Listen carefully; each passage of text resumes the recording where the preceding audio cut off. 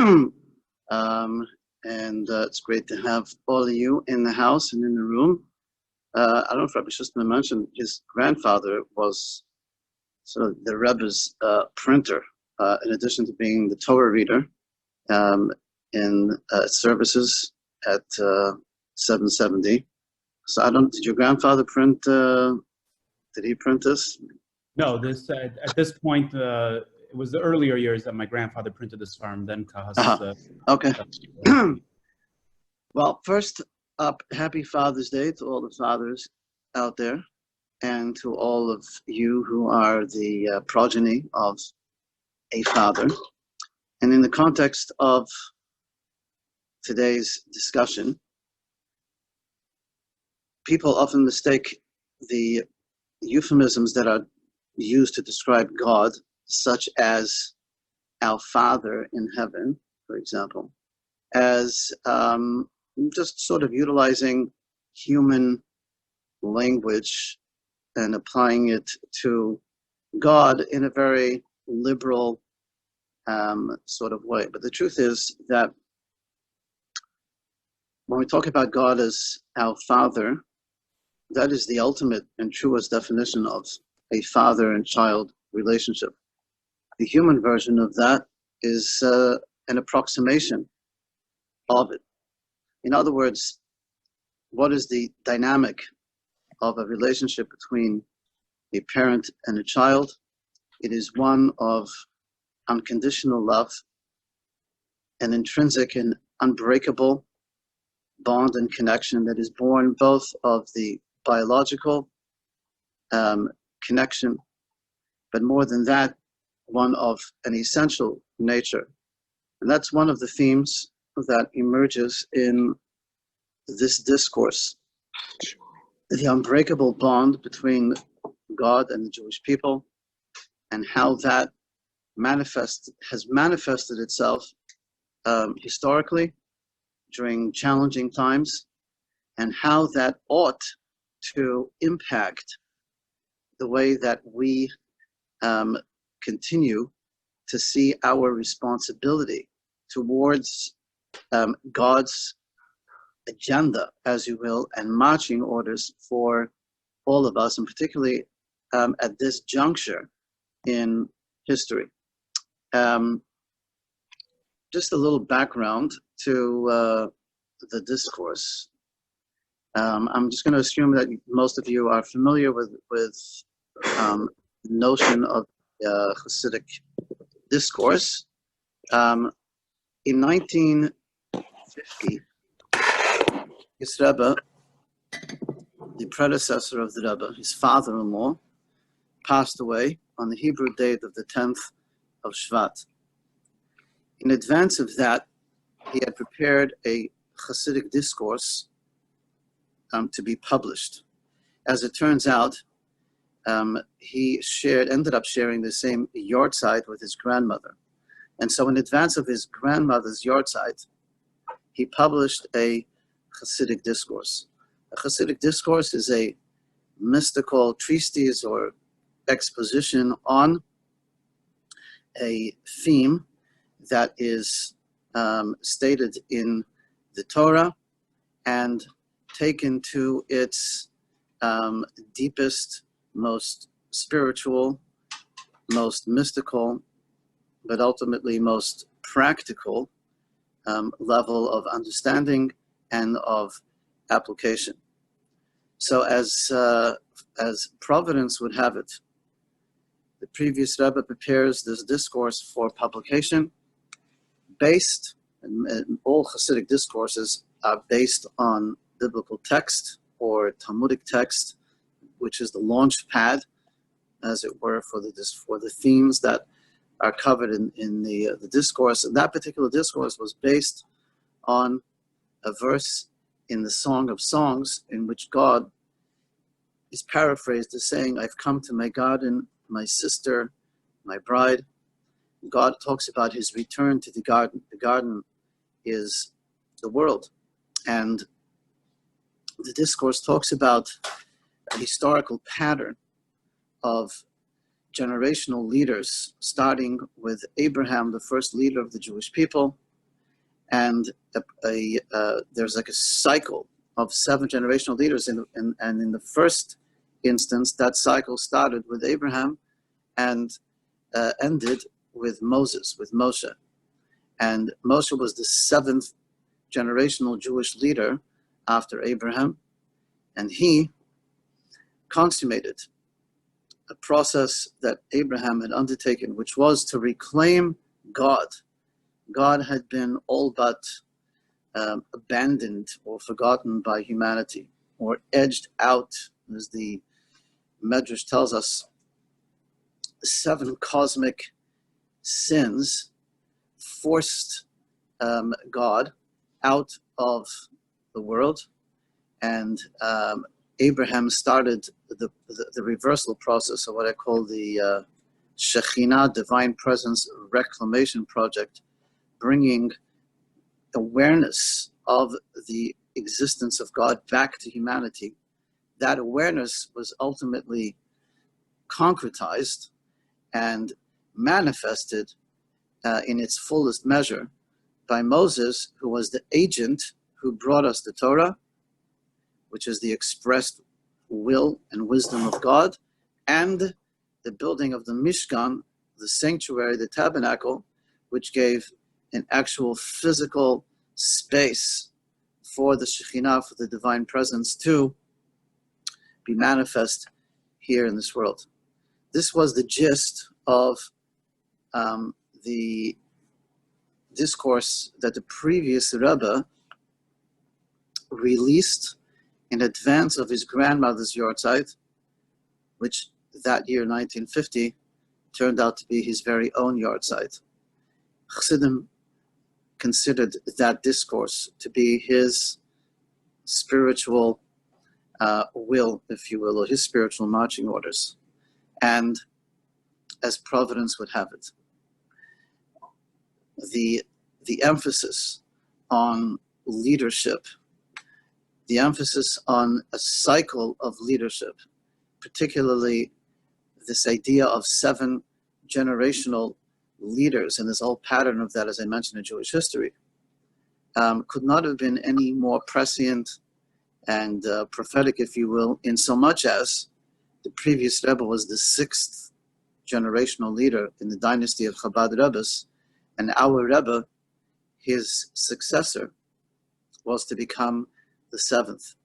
So the theme that with which he left this world, this physical plane, as it were, was a bridge and a segue into what was coming next, which was the 7th generational leader of Chabad. And the Rebbe picked up on that theme and expounded on that in his inaugural address a year later, 1951, on the first anniversary of the passing of his predecessor and father-in-law, when he formally accepted the mantle of leadership of Chabad and effectively of world Jewry. And he took the words of his predecessor, the previous Rebbe, the idea of the 7th generation bearing and carrying the responsibility to complete and to consummate what previous 6 generations have undertaken as the mandate, the calling, the marching orders for our generation. So the title of today, the Rebbe's marching orders, really began on that night in January of 1951. And what the Rebbe said was that just as Moses completed the reclamation of God's presence in this world by building the Mishkan, the sanctuary, this too is the calling and the mandate of our generation, that we too, the 7th generation, not by our own choice or volition, but fated providentially to be the 7th generation, our calling, our mission, our marching orders is to bring the Shekhinah, the divine presence, to its fullest manifested permanent state here in this world. In other words, our generational marching orders is to cross the finish line of exile and into redemption. And that would be a completion of a historical process that really started the onset of time. When God's stated purpose in creating the universe was to have a home, a space that he could call home, this place. And it's happened throughout history, but intermittently. That home has been the sanctuary in the desert, which we read of in the Torah now, then the temples in Jerusalem. But each one had its time, only to be eventually destroyed. The third temple is not only the third temple for which we await is the temple that will house God permanently, effectuating a permanent state in the condition of the universe. And that is the result of all of the infrastructure that we are creating right now. We are currently creating that we are investing now by virtue of what we do now in creating the infrastructure for the future, which is, the Rebbe told us, not the distant future, but a future that is upon us. And in terms of this evolutionary process of bringing the Shekhinah, the divine presence, to a permanent state of residency, as opposed to a temporal state of residency, it means a global and level of engagement, because we are talking about a permanent home for God that is recognized by the entire universe, that is recognized in so much as the temple being the epicenter, the house for God for all people of all faith. As the prophet says, for my house will be a house of prayer for all people, which means that the entire universe is part of the process of moving forward towards that day. And when we understand history through that lens and in that framework and in that context, then you look at things happening around you in a different way. Because what you're looking at is how things happening in the world today are part of a narrative that is leading somewhere. Things don't happen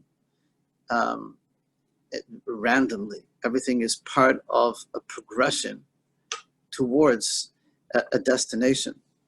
So, as somebody once put it very profoundly, the difference between the way we as Jews view history and the secular view of history is that in the secular model, to understand history, you always look towards the past to try and identify patterns and to try and connect the dots, as it were. What do historians do? Historians look at an event and say, well, what are the underpinnings of this? What are the antecedents to this? Where did this come from? Last summer, I was invited to Yad Vashem in Jerusalem for a week of training in Holocaust education, in preparation of which we were supposed to read a whole slew of books. Don't tell them, but I didn't really read all of them. But a lot of thick books, a lot of history, and each one basically a historical perspective of what are the underpinnings of Nazism and what was it rooted in and how did it all come to be. Clearly, something of this magnitude didn't just pop up. It wasn't a pop-up, movement. There were a lot of historical forces that contributed to it. And every historian has his, take on it, as you will. And they're probably all true. But Jewish history is actually more driven by the future than by the past. See, secular historians can only speculate as to what the future holds. As Jews, we don't need to speculate. We know what the future holds. We know what the future looks like. The future looks like a world that is at peace. The future looks like a world that God is finally able to call his permanent residence. So we know how it looks. We know that it means the rebuilding of the third temple. We know it means nations not at war with each other anymore. We know it means a world that is healed. So we know what the future looks like. And therefore, when we look at history, what we're looking at really is, okay, how is what is happening now part of the narrative that is moving us towards the finish line? How does it fit in? Sometimes it's clearer, sometimes it's not. When we had the privilege to hear from the Rebbe, particularly in the late 80s and early 90s, the Rebbe saw tremendous global transformation taking place in terms of the fall of communism and the beginning of the emancipation of Jewish communities all over the world. And never before had there been such a global upheaval that was bloodless. There was no wars. Up until this juncture in history, all great upheaval was always precipitated by warfare. So there started to be a lot of global change and different alliances happening that the Rebbe said were part of the world's evolution and progression towards redemption. The fact that we have Israel today in our hands, the fact that Jewish people have and continue to emigrate to Israel is also part of this process of redemption, because all roads lead to the Holy Land. That's where the temple will be built. So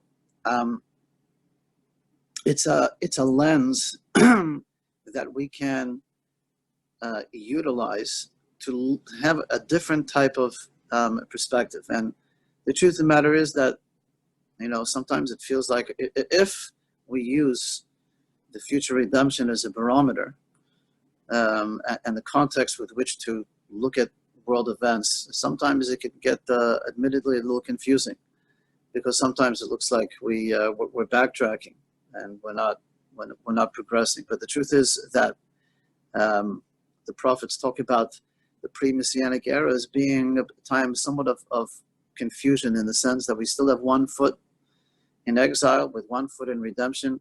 So we're not quite fully planted in either place. So we shouldn't be shocked or surprised by the fact that things happen in the world that don't necessarily seem to be pointing towards spiritual progression. It's all part of the birth pangs, if you will, of redemption. But what is common to all of the travail of the world today is that everything is out in the open, and that itself is something that's very messianic, because the prophet talks about the pre-messianic era as being a time of great exposure and clarity in the sense that the lines are very clear, and the weaknesses or the setbacks that may be occurring in the world are no longer hidden from the public eye, but everything is exposed. So before the advent of Messianic redemption, the world is not going to be perfect. That happens after the fact. But what does happen is that nobody can get away with stuff anymore, and everything is put into very frontally into the public sphere.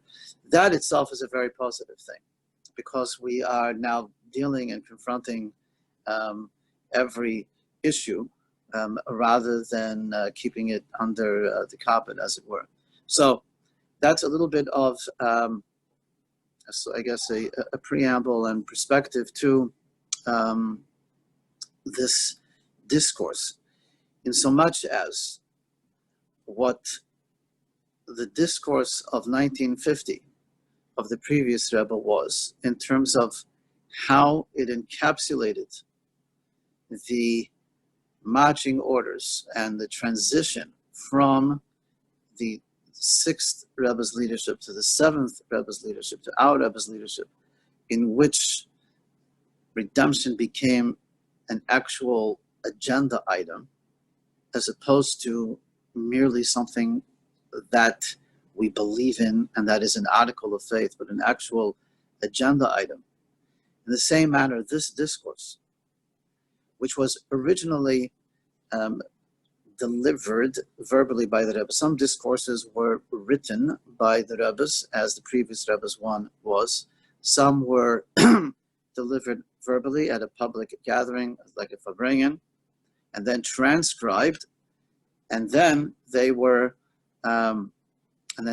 many of them subsequently edited. So this discourse was initially delivered by the Rebbe in 1981, and then it was published and edited in 1992. And as Rabbi Schusterman mentioned before, it was distributed, which means that the Rebbe stood for many hours and distributed this published version of the discourse to thousands and thousands of people. Shortly thereafter, this was in February of 1992. And it was a mere 2 weeks before the Rebbe suffered a debilitating stroke, and from which he did not recover. And so Hasidim have always considered this then to be, provide us with the guidance, the insight, and the marching orders, as it were, to move forward. So from here on. It's noteworthy and providential to point out the following, that this discourse is based on a verse in the Torah, from the Torah portion of Tetzaveh, which is typically read right around Purim, usually a week or two before Purim, so that's usually February, March. The Rebbe's yahrzeit, the anniversary of his passing, which is this week, the 3rd of Tammuz, always coincides with the Torah portion of Korach. Korach was a nephew of Moses, and he staged a populist revolt, the premise of which was there's no need for hierarchical leadership. We don't need leadership. As he put it, everyone is holy. Everyone has their own direct access to God. We don't need spiritual leaders. We can all find our own path to connect to God. So it's striking that this episode in Jewish history always coincides with the anniversary of the Rebbe's passing, because it's the story of how Jewish leadership is challenged and how dramatically events unfolded, how emphatically God demonstrated the necessity for leadership, how the fate of Korach and his followers being swallowed up by the earth, very dramatic unfolding of events, as I'm sure you'll all read in this week's Torah portion.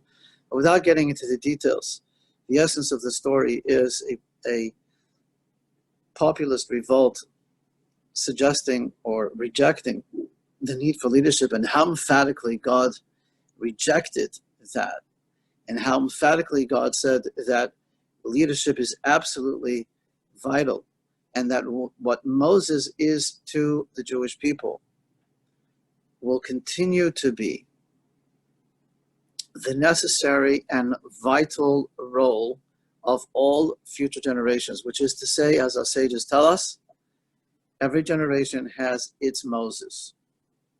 Every generation has its leader. And leadership is vital. A big chunk of this discourse is devoted to understanding the central and pivotal role that leadership plays. So to say that it would be ambitious to cover this entire discourse in the course of the next half an hour would be an understatement. Now, Rabbi Solish, are you able to put it up on the screen, or do I need to do that? Or are you even still there? Yeah. No, I'm here. I can definitely put it up. Yeah, so I can put it up, and then you just let me know where we will follow to. All right, so we're gonna get through some highlights here. We're gonna, as we take a tour through this through the discourse. Okay, so I'm going to start on page 26, which is the first page. All right, should be up now. Right there on cue. What a techie! What a talented dude. Okay, so the verse starts quoting the Torah, the opening verse of the Torah portion of the Tzava. And you, Moses, shall command the children of Israel, and they shall bring to you pure olive oil, crushed for the luminary, to raise up a constant flame. Okay, so I'm just going to paraphrase some of the questions here. This is talking about the mitzvah to light the menorah. Okay, we all familiar with that, right? From Hanukkah. We do that on Hanukkah to commemorate the rededication of the temple and the lighting of the menorah as it took place in the temple. So here's the original instruction to light the menorah in the temple. And the way it's presented is, God says to Moses that you shall command the children of Israel, they should bring olive oil to you, and it should be crushed to raise up a constant flame. So again, I'm just going to paraphrase some of the questions. The first question is that one of the most oft repeated verses in the Torah is, and God spoke to Moses saying, tell the people of Israel so on and so forth, which conveys the fact that God is the commander, and he's telling Moses, here's the command that I want you to convey to the people in my name, right? Moses is the messenger, right? He's not the commander. He's not the commander-in-chief. He's not the CEO. God's the CEO, right? He's the agent. By the way, I lost my view on this, but that's okay. On the screen here, but that's okay. So here, however, the way God phrases this to Moses, he says, you shall command, which makes it sound like he himself is the source of the mitzvah, right? So that's very unusual. That's an anomaly and begs for clarification.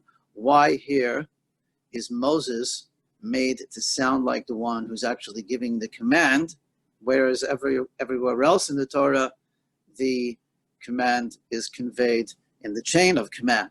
God telling Moses to tell the people in his name. Question one. Question two, everybody knows that olive oil requires the crushing of an olive. And we also know that the Torah is very sparing in its language and is never redundant or excessive. And so it would seem that saying that the oil has to be crushed is somewhat unnecessary and redundant, right? How else do you get oil if it's not crushed, right? The other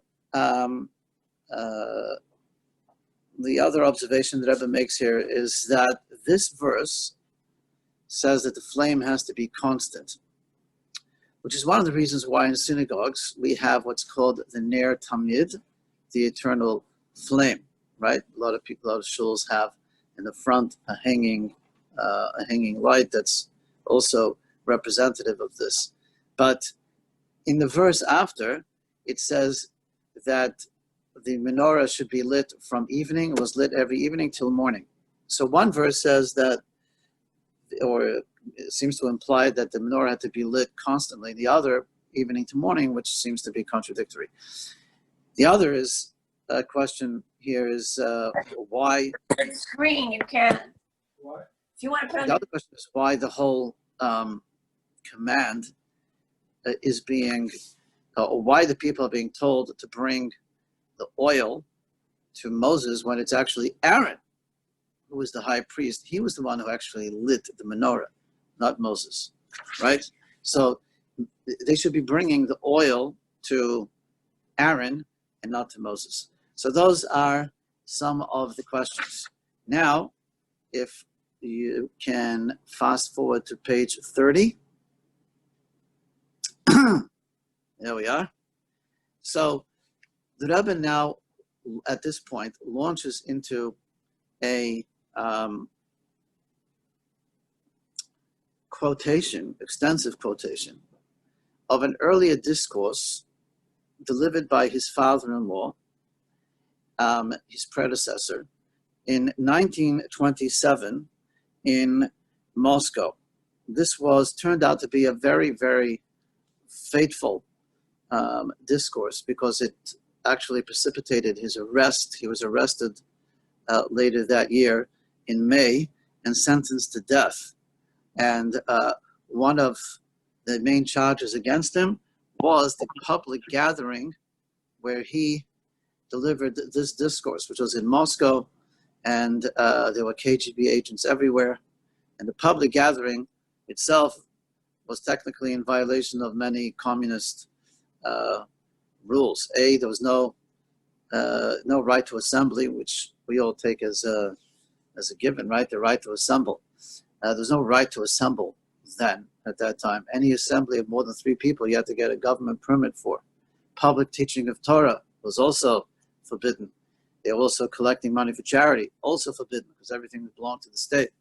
But the previous Rebbe was a undaunted lion who refused to succumb and to yield to the communists and their design to destroy Jewish life in the former Soviet Union in Russia of the time. Anyway, so he delivered a discourse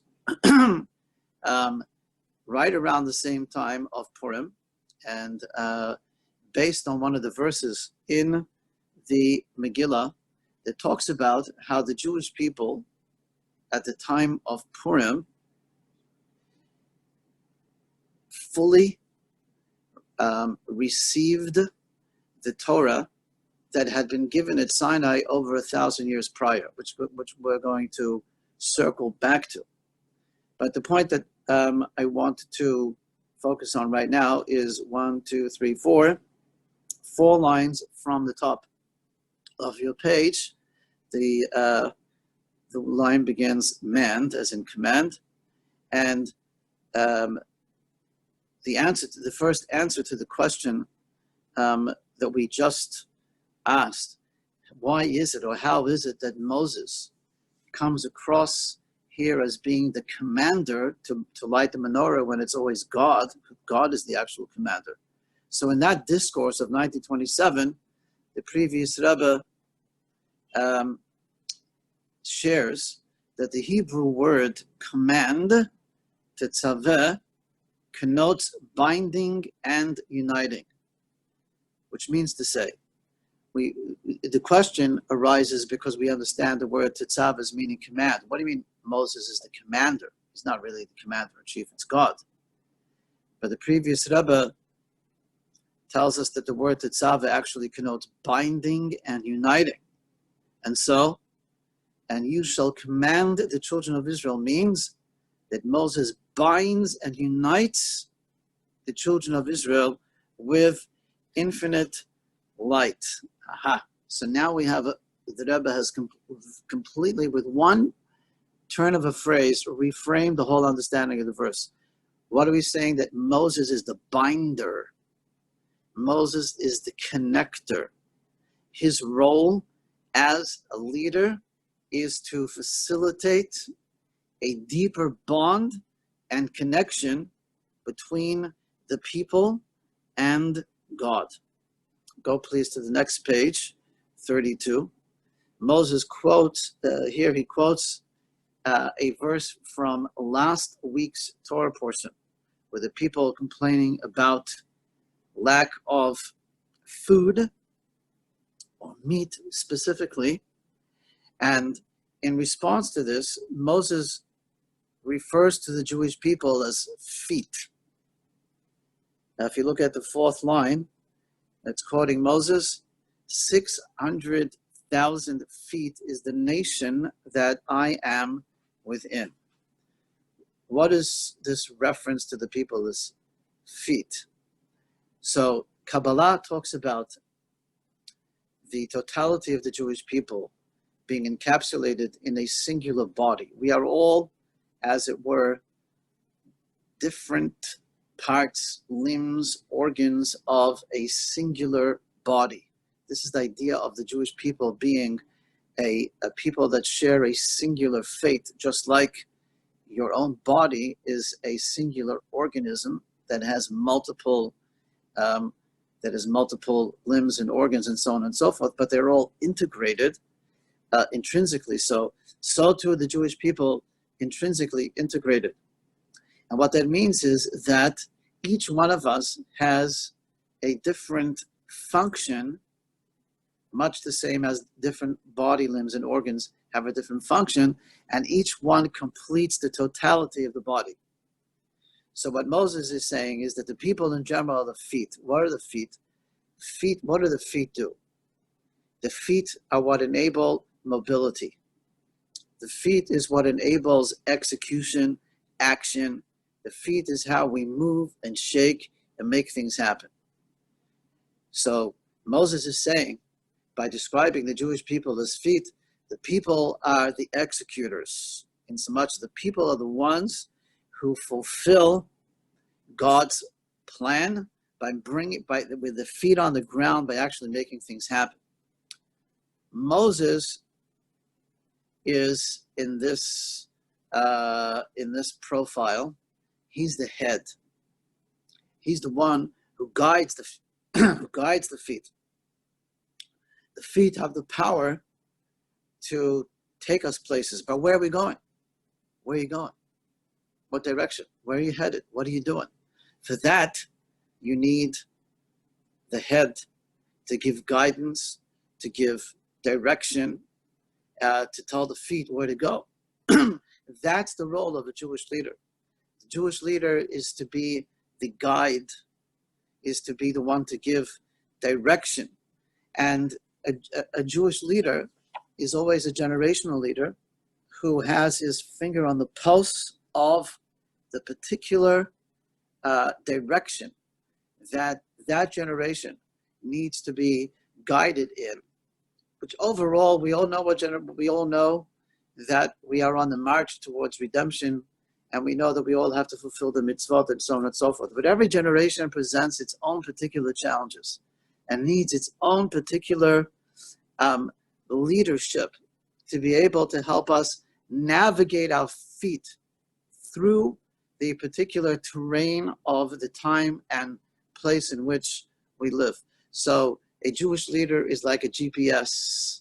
Let's say GPS stands for God's positioning system. He is able to help every person navigate their particular way through life and to make sure that they are moving in the right direction. So that's why that's why Moses refers to the people as feet. He's not being denigrating. On the contrary, he's talking about the people in the context like a foot soldier. It's like an army. The foot soldiers are the ones who go out to battle, but the generals are the ones who provide the strategy. Okay, so the soldier's going to go to battle. Where's he going? Where's the front line? What's the strategy? For that, you need leadership. For that, you need a visionary.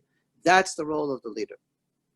And that is why the Hebrew word Rebbe, which consists of 3 letters, Resh, Beis, Yud, stands for Rosh B'nai Israel, the head of the Jewish people. This is one aspect of leadership, in the sense that a leader is a guide. Now, if we go to the next page, to page 36, the Rebbe expands the idea of, 34. The Rebbe expands the idea of leadership further based on a description of Moses in the Zohar, which is the foundation of Jewish mysticism and Kabbalah, in which Moses is described as the faithful shepherd. One of the connotations of 34, if you don't mind, Rabbi Ari, what are the connotations of faithful shepherd? So there are 2 connotations. One is that he's reliable. You can rely on him. He's faithful. He's loyal. He's loyal to the people, right? Doesn't abandon the people. He's loving and he's loyal. We know the famous story of how for 40 years after Moses bolted from Egypt until he was called upon God to come back and liberate the people, he spent 40 years, much of that time as a shepherd, as a king, part of it. And he demonstrated his absolute loyalty and faithfulness to his flock when one of the sheep of his flock strayed, and Moses ran after this one singular stray sheep over mountains and hills and valleys to bring it back to the flock. So he demonstrated his loyalty and his faithfulness as a leader. And God saw that quality in him as being something that would make him qualified to be a leader of people, not only a shepherd of sheep. But there's a deeper connotation to shepherd of faith. And that is, shepherd of faith means someone who shepherds faith, which means someone who helps to nurture and to internalize faith. So I'm going to unpack that a little bit right now. The Hebrew word nurturing also implies to feed and to sustain. So let's unpack this a little bit right now. I'm going to paraphrase what the Rebbe talks about here. That is, you have to understand a little bit about the nature of faith. By virtue of being the spiritual and biological descendants of the patriarchs, first and foremost, Abraham bequeathed certain spiritual DNA to all of his progeny, to all of the Jewish people. One of them is faith, which means that faith is wired into the soul of a Jew. Thus, faith is not something that ever needs to be discovered. It's never something that needs to be acquired, only discovered. Faith is something that we simply need to uncover from within, not try to import from without. Why then do we sometimes struggle with faith? How is it possible for a Jew then to be a self-described agnostic or even an atheist?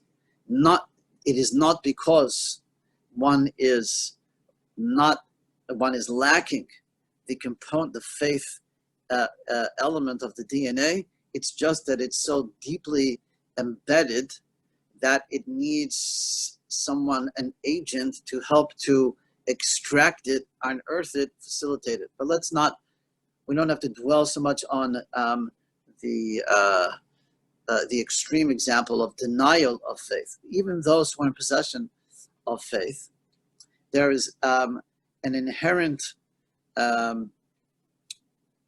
paradox, if you will, what would seem to be a paradox or anomaly when it comes to faith. And that is, as the Talmud says, the nature of faith is such that a thief can be on the precipice of to commit a crime, as in to steal, and stops for a moment and prays to God for success, that he shouldn't get caught, and that he should walk away with a very abundant loot. So the question, of course, is clearly this person has no faith in God, but everybody knows you shall not steal. That's not like, one of these abstract mitzvot, one of the 613 that nobody knows about, right? That's one of the big 10. Everybody knows you shall not steal. So how could you steal and profess to have faith in God? So what do you mean you're praying to God for success in violating his own very decree, his very own mitzvah? And yet the Talmud cites this not to say, yeah, this guy's a joke, he has no faith, he's stealing. No, it's actually to demonstrate the very nature of faith, which is that faith is such that it does not perforce inform or impact behavior. Faith and behavior are two different things, which means that you can believe in something and you can have faith in it very strong, you can believe very strongly, and yet it remains on a parallel track to behavior. It doesn't impact behavior whatsoever. So, for example, you can believe very strongly that there is extraterrestrial life with every fiber of your being, that there are Martians or on other planets, which is fine. Does that in any way inform any choices that I make in the way I live my life? Not at all. It doesn't impact whatsoever, even though it's something I believe in very strongly. Okay, you say, well, believing in extraterrestrial life is altogether not that relevant. But the principle that you can believe in something without having personal relevance is true even of belief in God. You can believe in God and genuinely believe in God. And yet, that belief does not perforce organically translate into behavioral modification. Just because I believe in God doesn't mean that I'm going to live my life in accordance with God's will. That is something that needs to be nurtured. That is something that needs to be developed. That is something that needs to be worked. We got to work it. We have to work the faith. It's like seeds that are planted deep and deeply embedded in the earth. It needs to be watered. It needs to be nurtured so that it can grow and flourish. The seeds are there, but it's embedded very deeply within the subconscious layer of soul. So one of the roles of a leader is to inspire people to the point that their faith is activated, bringing the faith to the fore. How does a leader do that? He does it first and foremost by the strength of his own example, by his example of someone whose faith is very much integrated into his behavior, that inspires others to follow suit. Case in point that Rebbe mentions here is Mordechai. Mordechai, we are told, we all know that he was the leader of the Jewish people during the Purim story.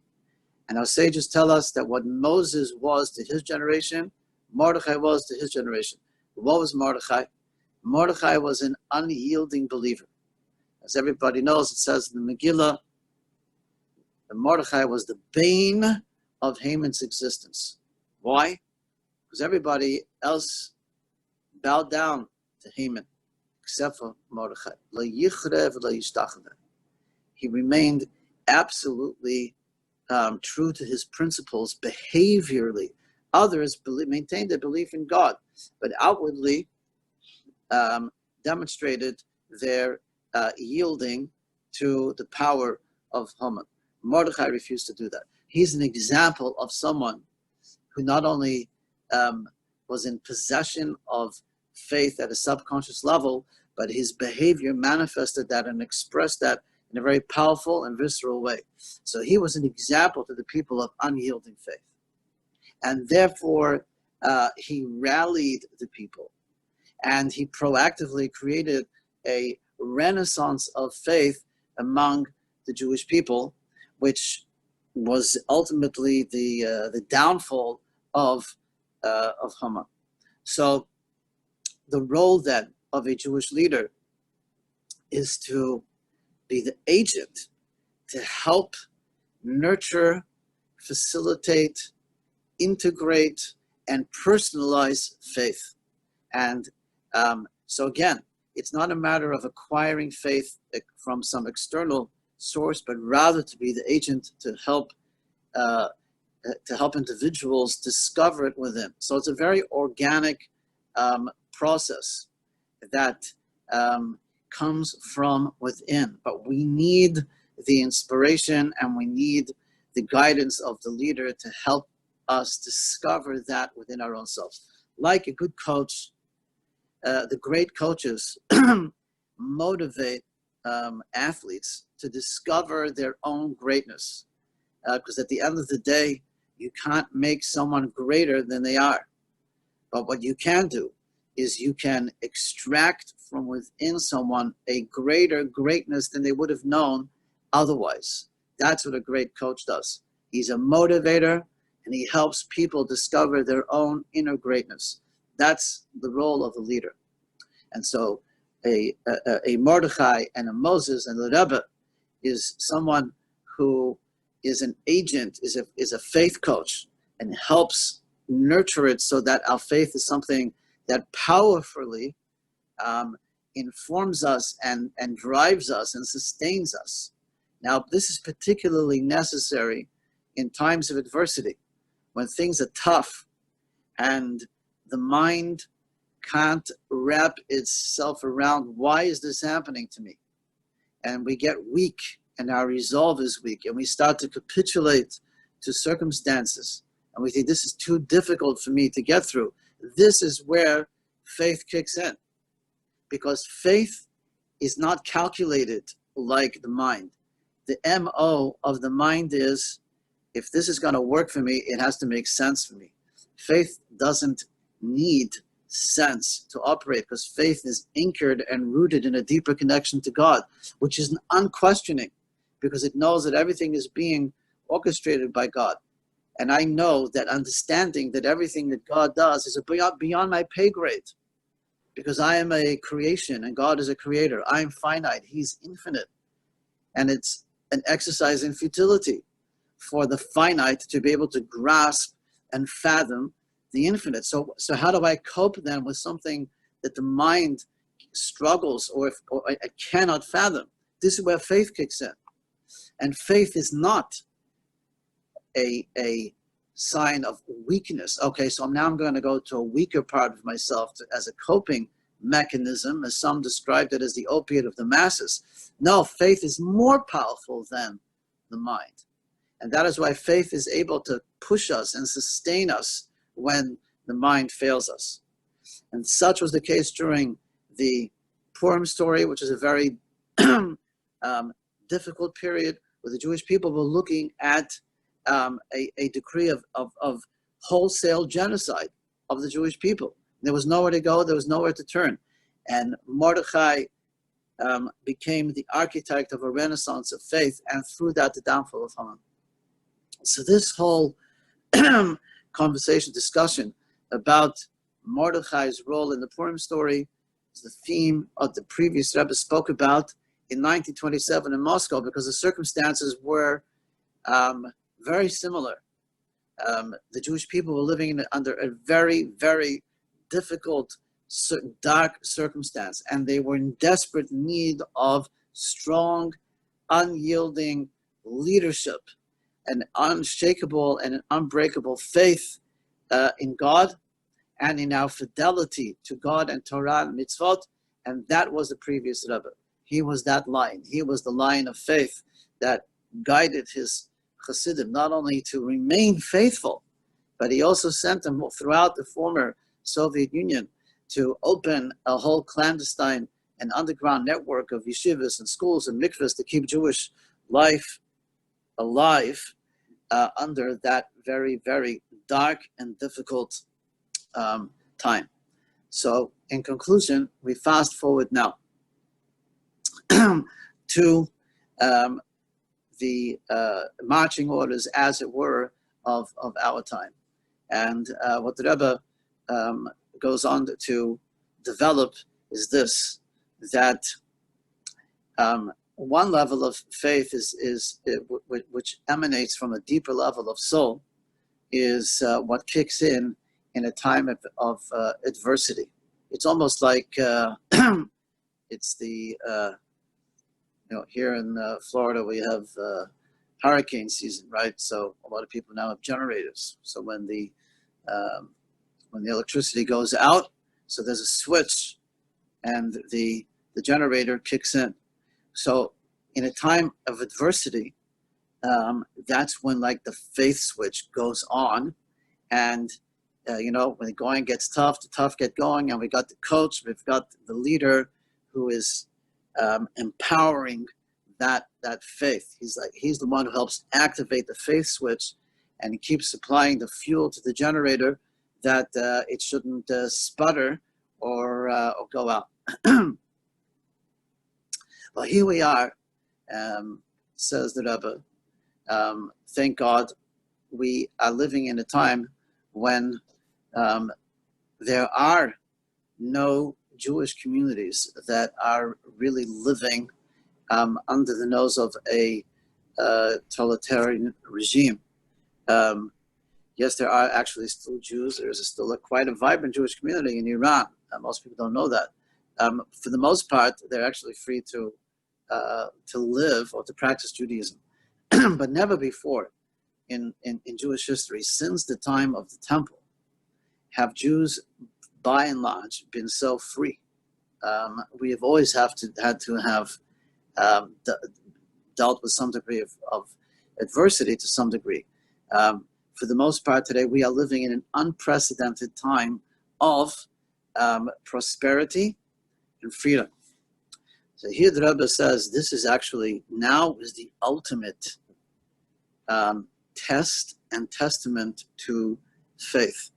Because it's one thing for the faith switch to kick on when you are dealing with a very adverse circumstance, because that's how else you're going to cope. If you don't activate that deeper level of faith in the soul, you're going to capitulate. You'll be swept over by this force, whether it's communism or whatever the force at the time might be. Now we don't have any external activators of adversity, which means to say that today, for us to discover faith, it really comes from within, not because we are reacting to an adverse circumstance. So today is the ultimate testament of faith. And here's what the Rebbe says is the challenge of our time. The challenge of our time is largely not coping with adversity, but coping with prosperity. And the challenge is not to succumb to a mindset in which we get comfortable with life as it is, to the extent that we can no longer envision or anticipate or feel the inherent deficiency in the world by virtue of the fact that God still doesn't have his house built. The temple is still not built in Jerusalem, which means that God still does not have his house in this world, which means that the world is still not the place that it can be. So the challenge is, do we succumb to a mindset of complacency in which, well, this is about pretty much spiritually as good as it gets, and be content with the fact that we can practice Judaism in freedom? Or are we able to be sensitive to the fact that the divine presence still doesn't have a place to call home, and that should actually gnaw at us, K-N-A-W, to the point where we feel an inherent hole within by virtue of the fact that God still is still displaced. In the language of the Discourse, and this goes back to the opening verse, there's two types of, and this is, oil is a metaphor for faith, because oil, as we know, well, all cream is oil-based, or most creams are oil-based, because oil has a very deep penetrating capacity. So oil is a metaphor for faith, because when faith is activated, it penetrates and permeates in a very deep way, which means that we are very driven by that faith. So here is where the idea of crushing, of the crushed olive comes in. For the greatest part of Jewish history, faith kicked in because the olive was being crushed, because we were being crushed by external circumstances. And so, the faith kicked in, like the switch went on, and we had Jewish leaders to help to develop that and nurture that. Now, says the Rebbe, we don't have any external elements that are crushing per se. So the sense of crushedness, which means the inherent and internal sense that we are not yet where we are supposed to be, has to come from within. And that is the ultimate testament of faith, to realize that we are all part of this process, to bring the world to its complete state of redemption, to bring the Shekhinah, the divine presence, and to ultimately effectuate transformation, and that each and every one of us is not exempt from being a part of that process. That is the challenge of our time. The marching orders of our time, therefore, is to discover that faith within ourselves, to align ourselves with that, to see all of us as God's ambassadors in this process, and to realize that it's within the hands and the capacity of each and every one of us to activate that process, to accelerate that process, and to cross the finish line.